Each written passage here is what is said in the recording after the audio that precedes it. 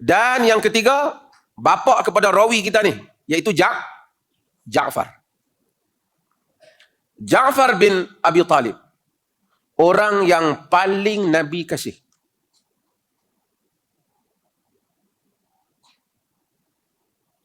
Dan orang yang dikatakan paling menyerupai Nabi. Nabi sangat sayang kepada Ja'far ni. Nabi sayang sungguh. Ja'far ni lah yang telah pergi berhijrah ke Habasyah.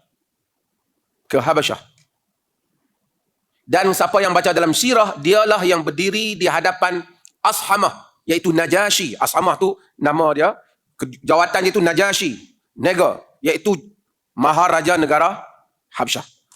Yang terkenal di dalam sirah, yang dia berdiri bercakap ketika dia disoal siasat tentang ajarannya oleh Najasyi. Najasyi seorang Kristian yang terkenal dengan ucapannya, ayyuhal malik kunna qauman ahlul jahiliyah. Wahai raja, kami dulu adalah kaum ahlul jahiliyah. Dan kemudian dia menceritakan tentang sifat Nabi. Ja'far ni, dia duduk di Habasyah. Nabi tidak pergi ke Habasyah, Ja'far pergi ke Habasyah. Bersama dengan mustad'afin, orang-orang yang lemah di kalangan kaum muslimin yang lain yang pergi ke Habasyah. Ja'far terus berada di Habasyah.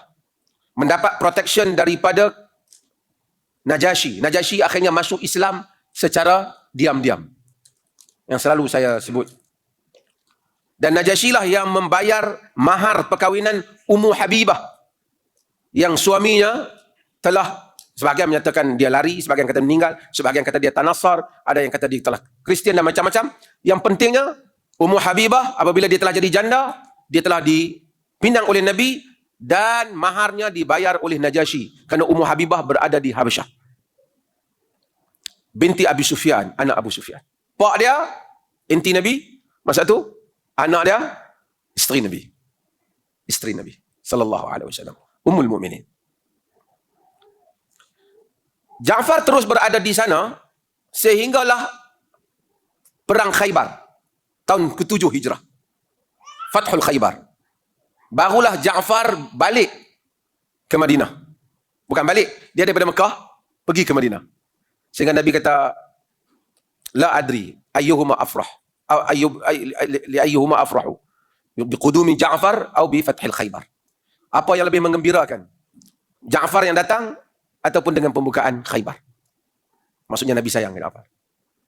Ja'far ni syahid di dalam peperangan Mu'tah di Jordan. Tu tentu dengar ada universiti Mu'tah tu.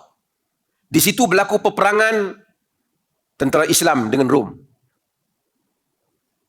Dengan wakil Rom lah, kuncu-kuncu Rom. Ja'far telah dipotong kedua-dua tangannya. Sebab itu Ja'far dikenali Ja'far At-Tayyar. Ra'aitu Ja'faran fil jannah wa lahu janahan. Aku melihat Ja'far di syurga, baginya dua sayap. Nabi sayang kat Ja'far. Kerana Ja'far itulah yang tuan-tuan baca hadis. Isna'u li ali Ja'far ta'aman qad ja'ahum ma yashghuluhum. Buatlah untuk kaum keluarga Ja'far makanan kerana telah datang kepadanya benda yang menyusahkan. Anak dia yang meriwayatkan, yang dikatakan rawi hadis ini, Abdullah bin Ja'far ni, yang ni anak yang lahir di Habasyah. Tuan-tuan boleh ikut cerita saya ni. Dia lahir di Habasyah. Pada hari Ja'far terkorban dalam syahid dalam peperangan Mu'tah, Nabi peluk Abdullah ni. Abdullah ni duduk di Madinah, bapa dia yang pergi perang. Dan Aisyah kata, kami melihat duka cita di wajah Rasulullah apabila sampai berita ke syahidnya Ja'far.